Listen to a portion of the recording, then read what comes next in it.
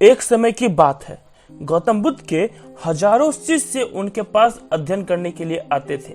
गौतम बुद्ध से जब भी कोई ज्ञान प्राप्त कर लेता था तो उसे किसी न किसी दिशा में लोगों को जागरूक करने तथा शिक्षा देने के लिए भेज दिया करते थे।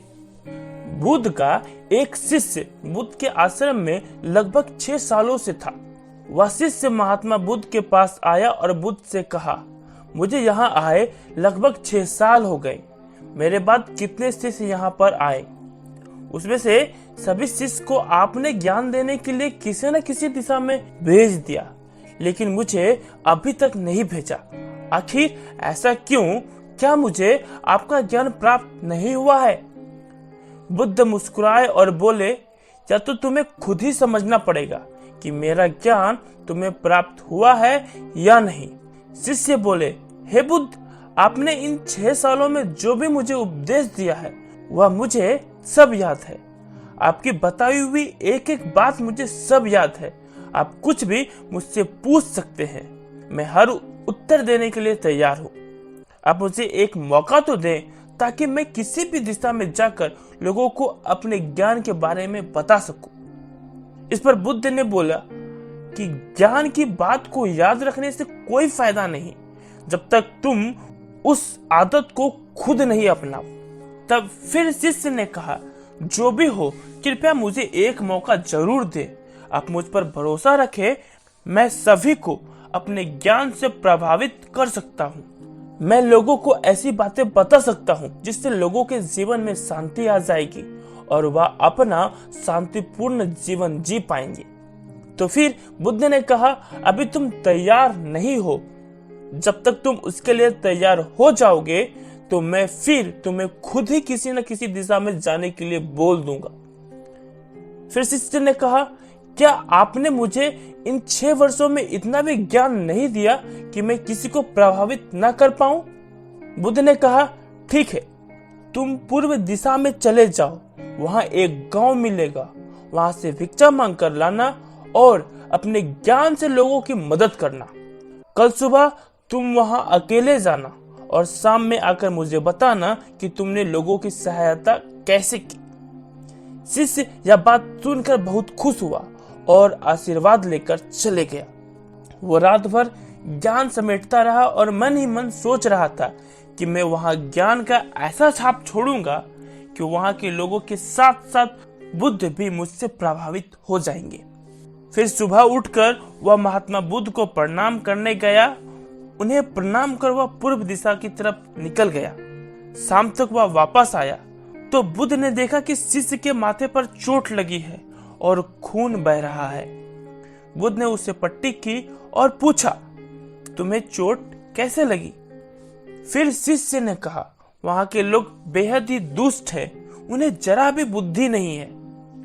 मैं उस गांव में भिक्षा लेने गया पर किसी ने मुझे भिक्षा नहीं दी। सब मुझे वहां गालियां दे रहे थे। एक व्यक्ति ने भिक्षा तो दी थी लेकिन नीचे फेंक कर और कहा, इसे उठा लो। मैंने उसे काफी समझाया लेकिन मेरी बात सुनने को तैयार ही नहीं थे। उन्होंने मेरे साथ हाथापाई की जिससे मुझे चोट लग गई।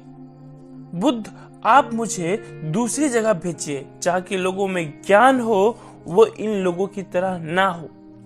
फिर बुद्ध शिष्य की बात सुनकर मुस्कुराए और बोले, अगर दूसरे गांव में भी ऐसे ही गांव के लोग होंगे तब तुम क्या करोगे? शिष्य ने कहा, हे बुद्ध, मैं ऐसे लोगों को कोई ज्ञान नहीं दे सकता। वह लोग अज्ञानी हैं, उन्हें कौन समझाए?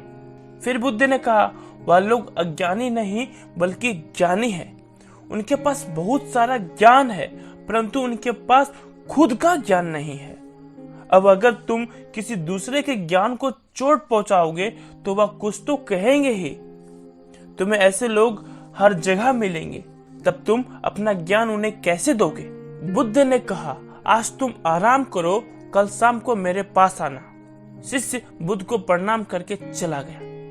अगली शाम जब वह वापस बुद्ध के पास आया तब वहां बुद्ध के एक और शिष्य मौजूद थे। उनके हाथ में भी चोट लगी हुई थी। बुद्ध ने शिष्य के हाथ पर चोट देख उस पर पट्टी की और उनसे पूछा, तुम्हें यह चोट कैसे लगी? शिष्य ने कहा, आपने पूर्व की ओर एक गांव में मुझे जाने के लिए कहा था, तो वहीं मुझे चोट लगी। बुद्ध ने कहा, वहां तुम्हारे साथ क्या क्या हुआ, तुम मुझे बताओ। फिर शिष्य ने कहा, वहां पर मैंने सबसे भिक्षा मांगी, लेकिन किसी ने भी भिक्षा नहीं दी। एक व्यक्ति जिसने भिक्षा दी भी तो मुझे जमीन पर फेंक के दी और कहा, उसे उठा लो, तो मैंने उसे उठाकर अपने झोले में रख लिया और मैंने उससे सफल होने का आशीर्वाद दिया।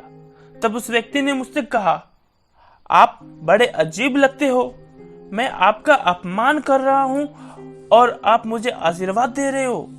तो मैंने उनसे कहा कि आप दानी हो, आपने मुझे दान दिया है, इसलिए मैं आपको आशीर्वाद दे रहा हूं। फिर मैं वहां से आगे गया तो कुछ लोगों ने मुझे वहां से वापस जाने के लिए कहा। उन्होंने मुझसे कुछ अपशब्द कहा और मुझ पर पत्थर भी फेंके, जिससे मुझे चोट लग गई। और जब मैं वापस आ रहा था तब रास्ते में मैंने एक माँ को रोते हुए देखा। वह अपने बीमार बच्चे को लेकर चिंतित थी। मैं तुरंत जंगल में जाकर उसके लिए जड़ी बूटी लाया, लेकिन वहां के कुछ लोग जड़ी बूटी देने नहीं दे रहे थे। फिर मैंने उनसे विनती की वह मुझे उस बच्चे का इलाज करने दे। उसके बाद वह जैसा कहेंगे मैं ठीक वैसा ही करूंगा। फिर जिस व्यक्ति ने मुझे भिक्षा दी थी उसने गांव वालों को समझाया। तब उन्होंने मुझे उस बच्चे को जड़ी बूटी लगाने दी। उसके कुछ देर बाद वह बच्चा ठीक हो गया। फिर गांव के जिन लोगों ने मुझसे अभद्र व्यवहार किए थे उन्होंने मुझसे माफी मांगी और धन्यवाद कहा। फिर मैं वहां से वापस आ गया। हे बुद्ध, मेरी आपसे एक विनती है। उस गांव के लोग बहुत भोले वाले हैं। क्या मैं रोज उसी गांव में जाकर भिक्षा मांग सकता हूँ? यह सभी बातें पहला शिष्य खड़ा होकर बड़े ध्यान से सुन रहा था। उसने यह सुनते ही बुद्ध के चरणों में गिरकर कहा, हे बुद्ध, मैं समझ गया हूँ कि अभी मैं उस लायक नहीं हूँ कि मैं दूसरों को ज्ञान दे सकूं। फिर बुद्ध ने कहा, हमें बाहर वैसे ही लोग दिखाई देते हैं जैसे हम अंदर से होते हैं। जब तक स्वयं को नहीं बदल सकते तब तक किसी को नहीं बदल सकते। खुद में बदलाव लाना ही जरूरी है। अपने आप में ही बदलाव लाकर इस दुनिया को आप जीत सकते हैं। शिष्य को बुद्ध की सारी बात समझ आ गई। धन्यवाद दोस्तों। कहानी कैसी लगी कमेंट में जरूर बताइएगा, क्योंकि मैंने पहले ही बताया है कि कहानियां आईना होती है हमारी जिंदगी का, और ये कहानियां आपको जरूर सुननी चाहिए। और ऐसी कहानियां सुनना चाहते हो तो चैनल को सब्सक्राइब करो, क्योंकि यहाँ पर रोज इसी तरह की लाइफ चेंजिंग कहानियां आती रहती है। धन्यवाद।